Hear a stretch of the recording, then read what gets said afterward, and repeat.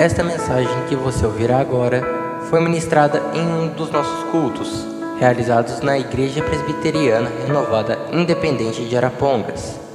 Esperamos que você seja edificado através dela. Que Deus abençoe você e a sua família.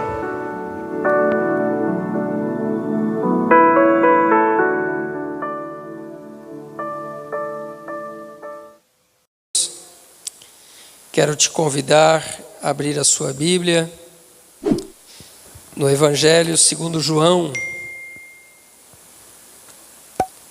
Evangelho de Jesus Cristo segundo a narrativa de João, no capítulo de número 8.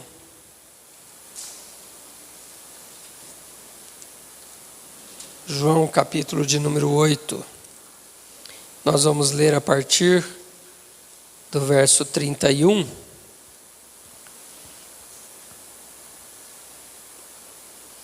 Até o verso de número 36.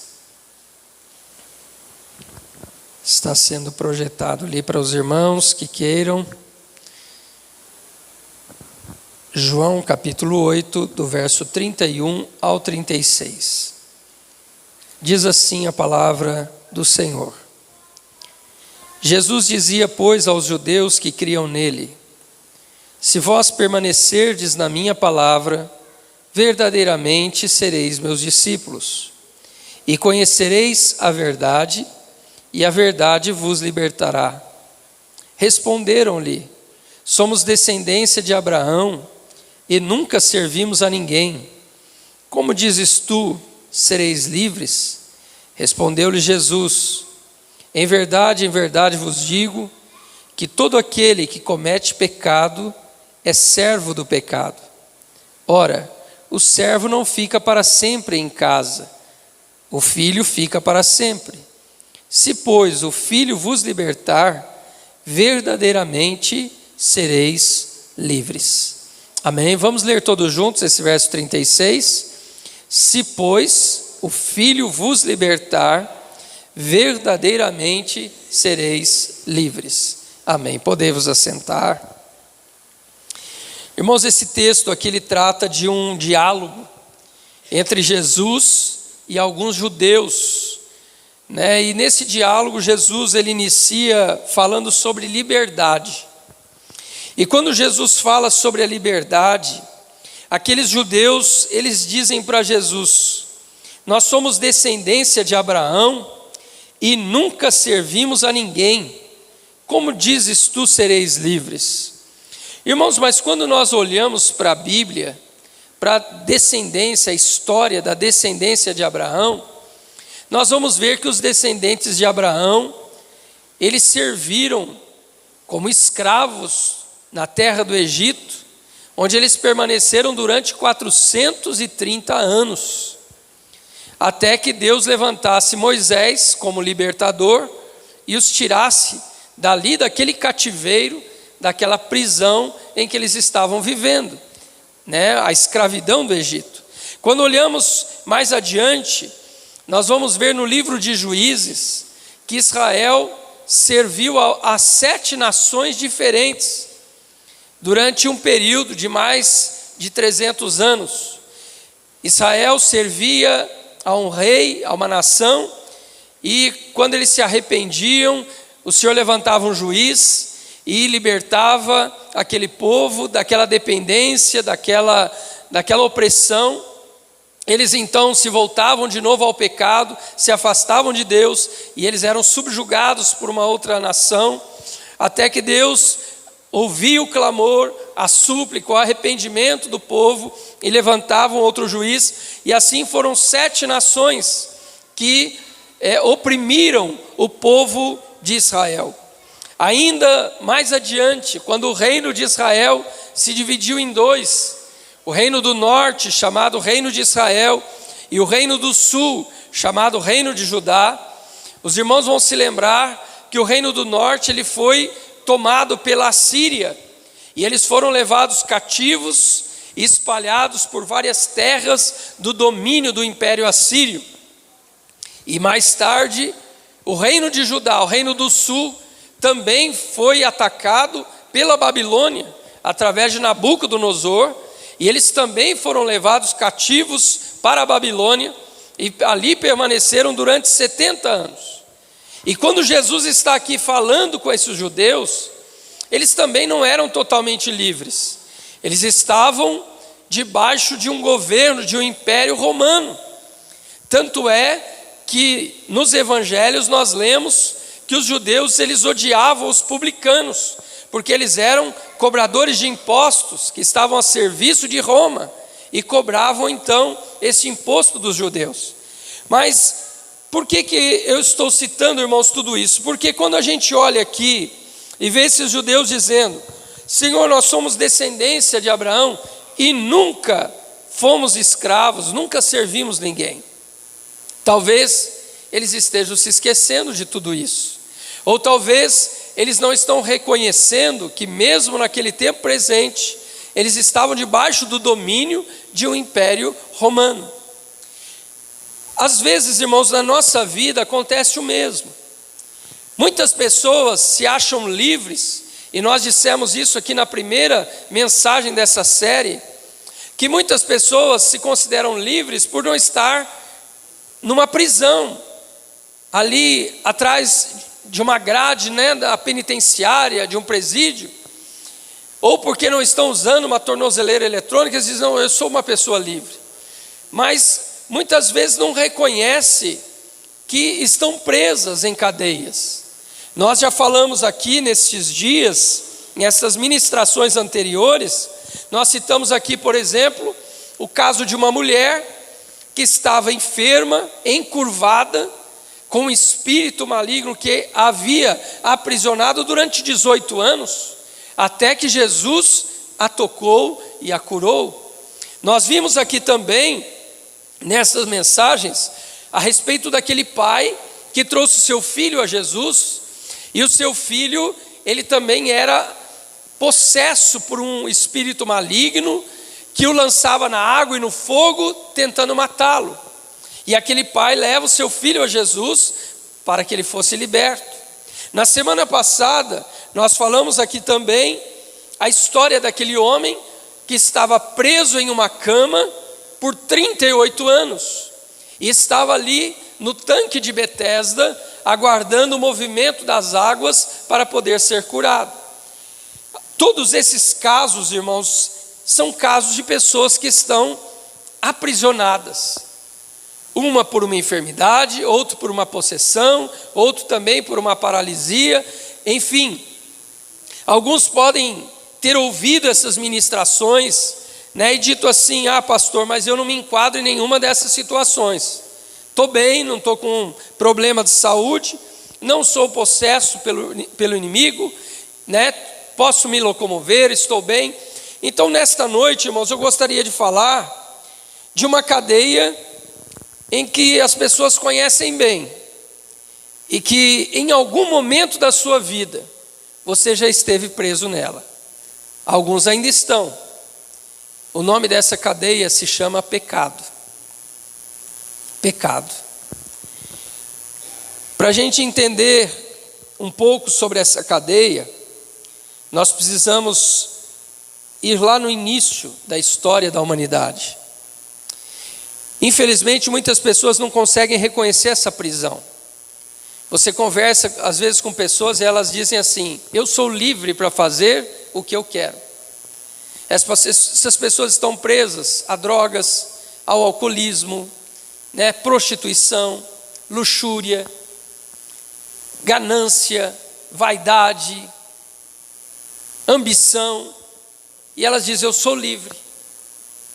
E essa cadeia chamada pecado, com isso tem aprisionado muitas pessoas. Elas não têm se apercebido disso, assim como esses judeus que estavam conversando com Jesus. Mas para a gente entender, irmãos, como que o pecado se manifesta e como que o pecado aprisionou os homens, nós precisamos ir lá no livro do Gênesis, que é o início de tudo. E lá em Gênesis, no capítulo 1, versos 26 e 27, a Bíblia diz: disse Deus, façamos o homem à nossa imagem, conforme a nossa semelhança. E assim Deus criou o homem, Depois, no capítulo 2 de Gênesis, o verso 7, a Bíblia explica de forma mais detalhada como que foi essa criação. E ali diz: formou o Senhor Deus o homem do pó da terra, e soprou-lhe nas narinas o fôlego da vida, e o homem se tornou alma vivente. Com base nesses dois versículos, irmãos, nós podemos ver que o homem foi criado perfeito. O homem foi criado sem pecado. Pastor, mas por que o senhor está afirmando? Porque o Senhor disse: façamos o homem à nossa imagem e à nossa semelhança. Deus é santo, não há pecado em Deus. Se Deus criou o homem à sua imagem, é porque Ele criou o homem sem pecado. Mas nós vamos ver que depois de Deus criar o homem, Deus o colocou num jardim que o próprio Deus plantou, o chamado e conhecido como Jardim do Éden. E nesse jardim, irmãos, havia árvores frutíferas de todas as espécies. E Deus colocou o homem ali e deu liberdade para o homem. O homem poderia comer de todas as árvores, dos frutos das árvores que estavam no jardim, exceto uma. Deus diz: olha, somente da árvore que está no meio do jardim, que é a árvore do conhecimento do bem e do mal, desse fruto vocês não podem comer. De todas as outras árvores vocês podem comer. Eu vi alguém falando outro dia sobre isso, e a pessoa disse que são catalogados mais de 2.500 espécies de frutos diferentes. Eu creio que todas essas árvores estavam no jardim. E Deus disse para o homem: pode comer de qualquer uma delas, exceto a árvore do conhecimento do bem e do mal. Mas Satanás, irmãos, tomou a serpente, que era o mais astuto dos animais criados, e usou a serpente para enganar a mulher, a Eva. E a serpente enganou a mulher, ela comeu do fruto daquela árvore, justamente aquela árvore que não podia comer. E ela não só comeu, mas ofereceu também para o seu marido, para Adão. E Adão comeu também do fruto. E quando eles comeram o fruto, a partir dali, eles foram então presos pelo pecado. Ali entra o pecado na humanidade, e o pecado os prende. O pecado tira a liberdade deles, e o pecado faz com que eles sejam expulsos do jardim. Eles percam a comunhão com Deus, eles percam o relacionamento com Deus, e a partir daí a humanidade vai experimentar então a cadeia do pecado. A Bíblia nos diz, irmãos, que depois de Adão pecar, toda a descendência de Adão também foi gerada em pecado. Toda a descendência. Por quê? É como se fosse, irmãos, uma doença genética, que passa de pai para filho, de pai para filho, por todas as gerações. O pecado, ele contaminou o primeiro homem, e a semente do primeiro homem foi contaminada. E por causa disso, cada filho que nascia, ele já nascia com a semente do pecado. Ele já nascia contaminado com o pecado.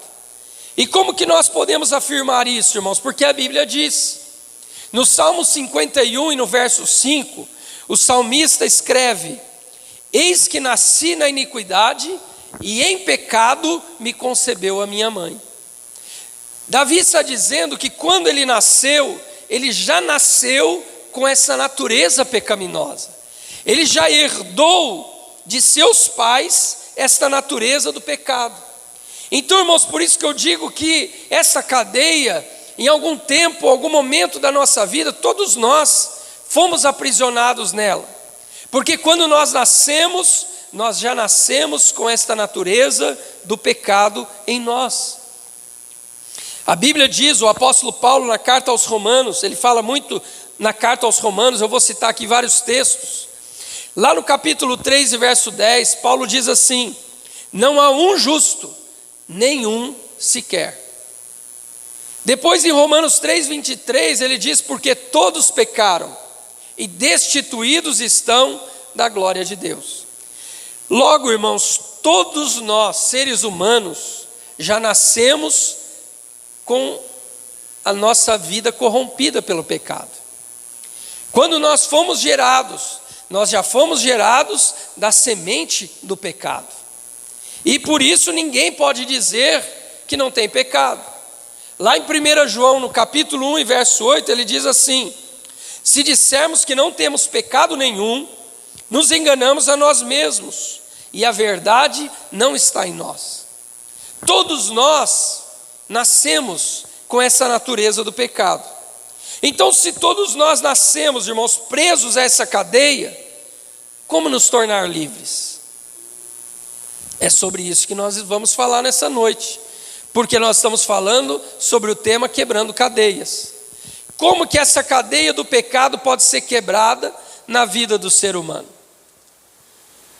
Nós vamos entender isso quando nós olhamos para o profeta Isaías, lá no capítulo 7 e no verso 14. Isaías, ele profetiza dizendo: a virgem conceberá e dará à luz a um filho, e será o seu nome Emanuel, que quer dizer Deus conosco. Quando Isaías proferiu essas palavras, irmãos, ele estava vivendo aproximadamente no ano 700 antes de Cristo. 700 anos antes de Jesus nascer. Ele está profetizando esta palavra. E quando a gente lê a Bíblia, muitas vezes, irmãos, a gente não se atenta, para alguns detalhes. E aqui o profeta disse: a virgem conceberá. E aqui está o milagre. Você já viu alguma virgem ter filhos? Não é natural. Para uma mulher ficar grávida, ela precisa ter relações. Como pode uma virgem? E nós vamos ver que quando o profeta faz essa promessa, ele está falando de algo que iria acontecer 700 anos depois. E quando nós chegamos lá em Lucas, no capítulo 1 e no verso 26, a Bíblia diz assim: no 6º mês, foi o anjo Gabriel enviado por Deus a uma cidade da Galileia chamada Nazaré, a uma virgem desposada. Ela estava noiva com um homem cujo nome era José, e o nome da virgem era Maria. 700 anos passados, a Bíblia vai descrever que um anjo chamado Gabriel foi enviado a uma cidade da Galileia chamada Nazaré, uma cidade pequenininha, um vilarejo.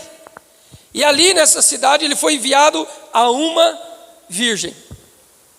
E quando este anjo chega para esta virgem, ele vai dizer para ela lá no verso 31, o anjo disse: eis que em teu ventre conceberás, e darás à luz a um filho, e por-lhe-ás o nome de Jesus. Quando esta jovem, Maria, esta jovem virgem recebeu essa palavra, ela fez a pergunta que todos nós faríamos. Por isso eu perguntei para você: você já viu alguma virgem ter filhos? Ela disse: como pode ser isso, se eu não tenho relação com homem algum? Como pode ser isso, se eu sou virgem?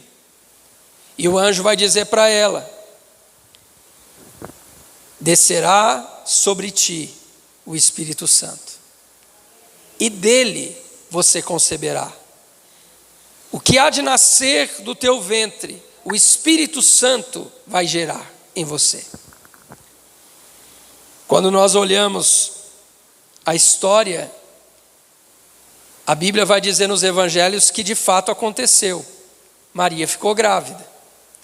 E José, o seu noivo, o que ele pensou? A minha noiva me traiu, porque ela está grávida e nós não temos relação. Mas ele era muito justo, ele era um homem justo. E se ele dissesse para as pessoas: olha, Maria está grávida e o filho não é meu, pela lei ela seria apedrejada e morta. Mas ele então, sendo um homem temente a Deus e justo, ele tentou deixá-la em secreto, porque se ele fosse embora e abandonasse, ninguém ia ficar sabendo que o filho não era dele. Ela ia, continuar com a gravidez, a criança ia nascer, mas José não estava lá.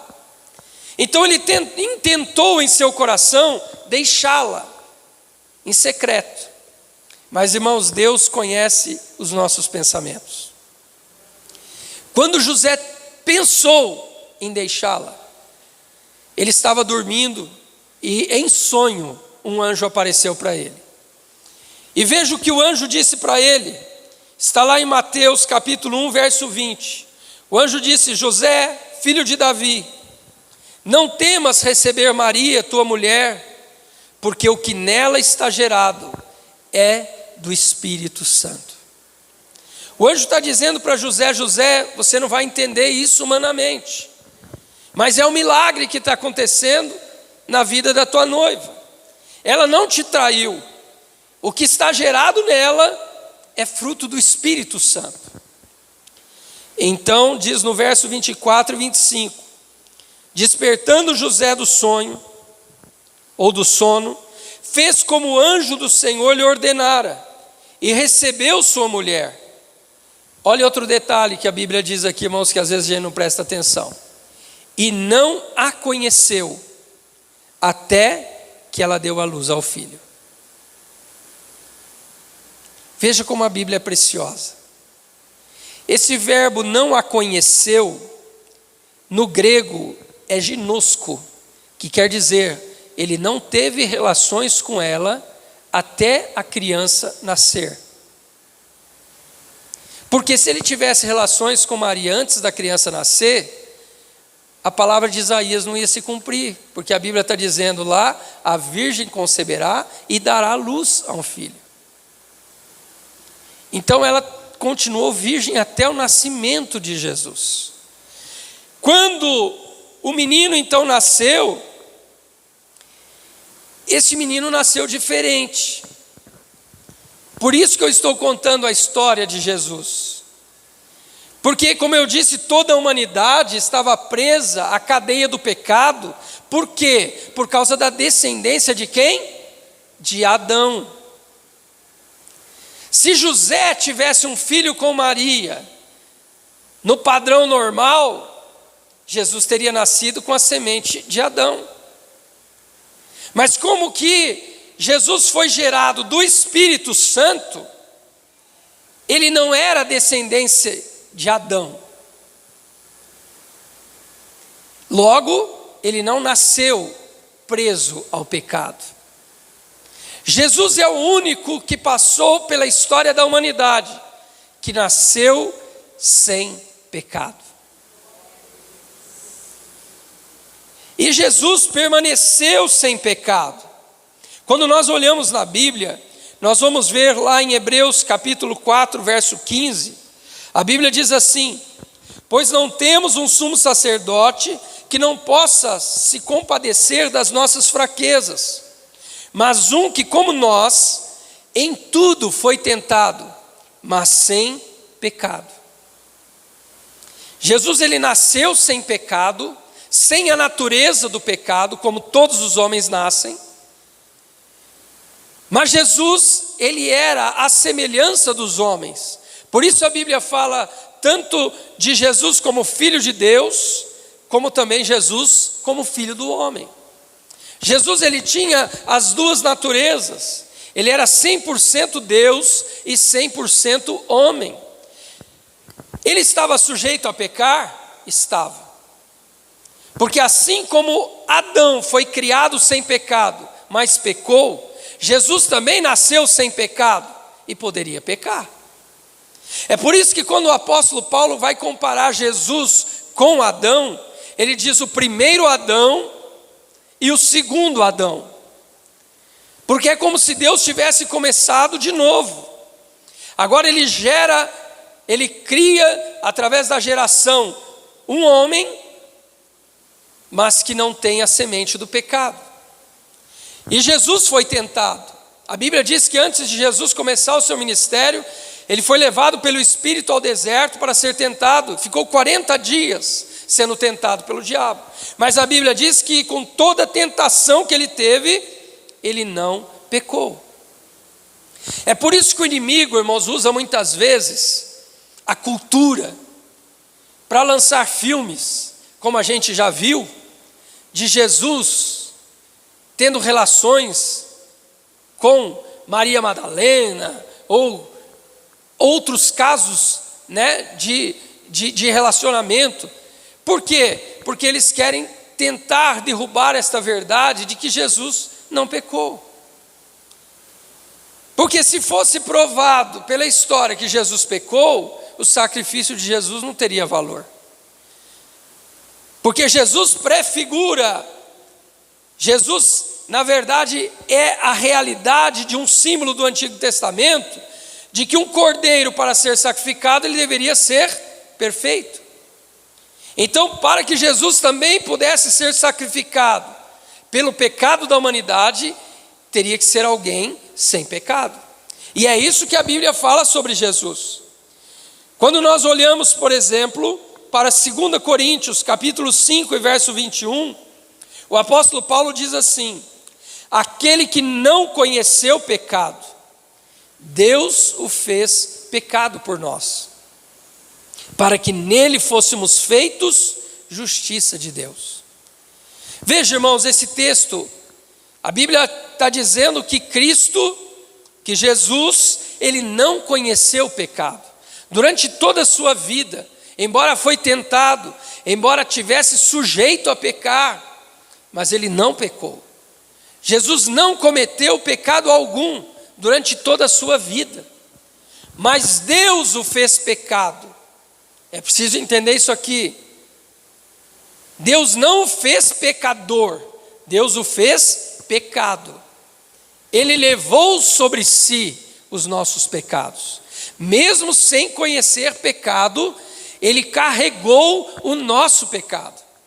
Então, o que Paulo está dizendo aqui é que Jesus, mesmo sem pecar, Deus levou sobre ele, ou Jesus levou sobre ele, o pecado da humanidade, para que a humanidade conhecesse a justiça de Deus.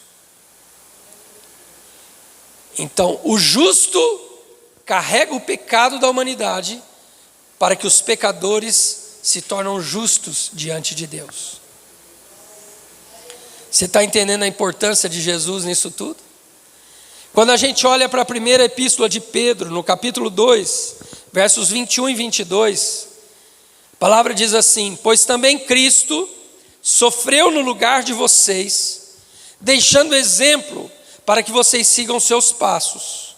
Ele não cometeu pecado, nem foi encontrado engano na sua boca.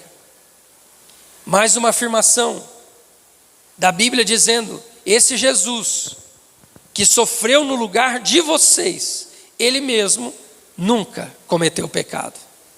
Ele nunca pecou. Ainda em 1 João, capítulo 3, verso 5, a Bíblia diz: bem sabeis que ele se manifestou para tirar os nossos pecados, mas nele não há pecado. Jesus se manifestou para nos livrar da cadeia do pecado. E ele só pôde fazer isso porque ele não tinha pecado. Senão ele estaria preso com a gente. Como ele poderia nos soltar da cadeia do pecado se ele estivesse preso? Ele só pôde nos tirar desta cadeia porque ele estava livre. E ele pôde nos abrir esta cadeia e quebrar esta cadeia. Ainda Romanos capítulo 6, verso 6, a Bíblia diz assim: sabendo isto, que a vossa velha natureza, a natureza do pecado, natureza de Adão, foi crucificada com Cristo, para que o corpo do pecado fosse destruído, para que a cadeia do pecado fosse destruída, a nossa natureza foi crucificada com Jesus. Jesus era perfeito, irmãos. Ele é perfeito. E quando a Bíblia fala sobre o julgamento de Jesus, os irmãos vão se lembrar que Pilatos, o que ele disse? Não vejo nenhum mal neste homem. Vocês querem crucificar esse homem? Pode crucificar, mas eu não vejo nele nenhum mal. Ele estava dizendo: este homem não tem erro, não tem falha, não tem pecado, mas vocês contudo querem crucificá-lo. E a Bíblia faz questão de deixar isso registrado. Por quê? Porque ele, não tendo pecado, levou sobre si a natureza pecaminosa da humanidade. Para quê? Para destruir a cadeia que prende a humanidade. Ele levou sobre a cruz. E aí, no verso 14 de Romanos 6, Paulo diz que porque ele levou a natureza da humanidade sobre a cruz, ele crucificou essa natureza, ele destruiu a natureza do pecado. Agora Paulo diz no verso 14: o pecado não terá mais domínio sobre vós. Aqui nós precisamos entender algo, irmãos. Isso quer dizer que a gente não peca? Não. João disse: aquele que disser que não tem pecado, mente. Nós ainda pecamos, mas a diferença é que a cadeia foi quebrada. Antes a gente pecava, antes de conhecer Jesus, a gente pecava, irmãos, porque a gente era escravo do pecado. Hoje a gente não é mais escravo. Pecamos porque a natureza adâmica ainda está em nós, mas nós não somos mais escravos porque Jesus quebrou essa cadeia na cruz do Calvário. Então esta cadeia, irmãos, ela só pode ser quebrada através de Jesus, ninguém mais. E a humanidade precisa enxergar que nós, todos seres humanos, nascemos em pecado, e que só Jesus pode quebrar esta cadeia. Não é o nosso esforço, não são as nossas boas ações, não é o nosso bom comportamento, não são as nossas virtudes, mas é unicamente o sacrifício de Cristo na cruz do Calvário. No verso 18 de Romanos 6, Paulo diz que o pecado não tem mais domínio sobre nós. Por quê? Porque nós fomos libertados do pecado. Ele diz: vocês foram libertados do pecado. Jesus vos libertou do pecado. E por isso, vocês não são mais escravos do pecado. Então, irmãos, quando nós entendemos esta verdade na Bíblia, nós vamos entender que somente através de Jesus Cristo nós podemos ser livres desta cadeia. Somente através de Jesus Cristo. E Ele deseja quebrar esta cadeia na vida de tanta gente que hoje ainda está preso. E é incrível como as pessoas, como eu disse aqui já, confundem esta cadeia do pecado com liberdade. A pessoa diz assim: eu uso droga mesmo porque eu sou livre para fazer o que eu quero. Não, pelo contrário, ele usa droga porque ele está preso.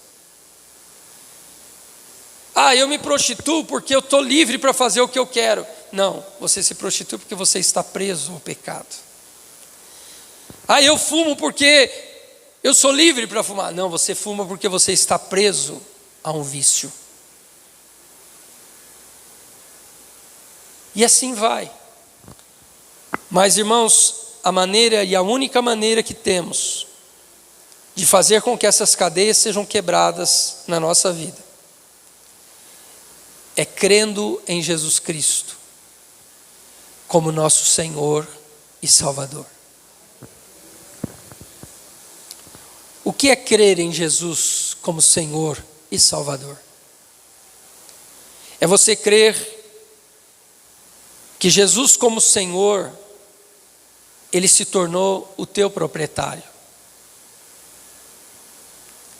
Ele se tornou aquele a quem você pertence. É por isso que o mundo não entende, irmãos, e inverte os valores. Quando ele vê um cristão, ele diz: você não pode fazer isso, você não pode fazer isso, você não pode fazer isso. Mas ele não entende, irmãos, que a gente pode fazer tudo. É eles que estão presos, a gente pode fazer tudo.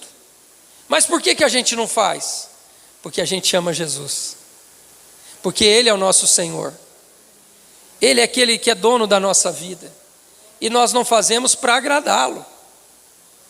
Nós não fazemos porque a gente sabe que há coisas que entristecem a Ele. E a gente não quer entristecer Ele, porque a gente ama Ele. Então o que a gente faz? A gente serve Ele com alegria. A gente entende que algumas coisas não servem para nós, porque essas coisas contrariam aquilo que Deus ama. Contraria aquilo que Deus quer para a nossa vida. Então, eu reconhecer Jesus como meu Senhor, é eu dizer assim: Senhor, tome o controle da minha vida. Senhor, não é eu que quero decidir daqui para frente. Eu quero receber o Senhor Jesus como meu Senhor. Então Ele agora é dono da minha vida. E eu vou fazer aquilo que Ele quer que eu faça. Eu quero ter o Senhor como soberano na minha vida. E eu quero honrá-lo com toda a minha vida. Isto é crer e receber Jesus como Senhor. Mas Ele não é só Senhor, Ele é Salvador. E aqui que entra esse termo Salvador. A palavra Salvador aqui, irmãos, no grego, ela quer dizer libertador. Ou seja, Ele é o meu dono, e a partir do momento que Ele é o meu dono, Ele me libertou da cadeia do pecado. E é por isso que a gente pode dizer, irmãos, como Paulo disse aqui, que o pecado não tem mais domínio sobre nós. Por quê? Porque Jesus já é o nosso Senhor e o nosso libertador, Salvador. E Ele está disponível, irmãos, para toda a humanidade. Ele veio morrer por todos os pecadores. Ele levou sobre si o pecado de toda a humanidade. Mas para eu ser livre, eu preciso aceitar o sacrifício que Ele fez. Me veio à mente agora uma ilustração de um homem que havia sido condenado à morte, à pena de morte, pelos crimes que havia cometido. E a autoridade máxima daquela cidade onde ele estava preso foi visitá-lo na prisão. Só que essa autoridade se vestiu como um pastor evangélico. Pegou uma Bíblia e colocou a carta de liberdade desse preso, a carta que ia torná-lo livre, colocou dentro de uma Bíblia. E entrou naquela prisão segurando a Bíblia. E aquele preso que estava ali com seus crimes todos, condenado e sentenciado à morte, já estava na véspera de morrer. E aquele homem então entrou ali com aquela Bíblia e ele disse para aquele preso: eu tenho uma coisa muito boa para te entregar. Está aqui dentro desse livro. E aquele condenado disse assim: eu não quero saber desse livro. Cuspiu na face daquele homem e aquele homem se retirou. Quando aquele homem saiu, o carcereiro disse para ele: rapaz, você fez uma loucura. Ele disse: por quê? Porque este homem é a autoridade máxima daqui da região. E ele trouxe dentro dessa Bíblia a carta que te daria liberdade. Aquele homem passou os dias ali, do cumprimento da sentença, ele foi levado para ser executado. E quando ele foi levado para ser executado, alguém disse a ele: você quer dizer as tuas últimas palavras? Ele disse: eu quero. E ele se virou para todos aqueles soldados que estavam ali, as pessoas que estavam ali assistindo a sua execução. E ele diz assim: estou indo para a minha execução. Não mais pelos crimes que eu cometi. Eu estou indo para a execução porque eu rejeitei a minha liberdade. Irmãos, e é exatamente isso que acontece com a humanidade. Jesus veio e pagou o preço dos pecados de toda a humanidade. Mas por que tem gente que ainda vai sendo condenada e vai para o inferno? Não é mais por aquilo que ela fez, mas é porque ela rejeitou a salvação. Ela rejeitou o sacrifício de Jesus. Então, se você tem vivido uma vida de pecado, se você está preso às cadeias do pecado, a boa notícia para você é que você não precisa continuar preso nessa cadeia, porque Jesus já pagou o preço da tua liberdade. Pedro escreve na sua epístola: irmãos, não foi com prata ou ouro que fostes resgatados da vossa vã maneira de viver, mas foi com o precioso sangue de Jesus Cristo. Ele pagou esse preço. E o que nós precisamos fazer hoje? Crer no Senhor Jesus Cristo como nosso Senhor e Salvador, dono da minha vida e libertador da minha cadeia do pecado. Amém? Nós vamos orar agora. E eu gostaria de saber se alguém aqui nesta noite que você quer receber Jesus como esse Senhor, proprietário da tua vida e teu Salvador, o teu libertador.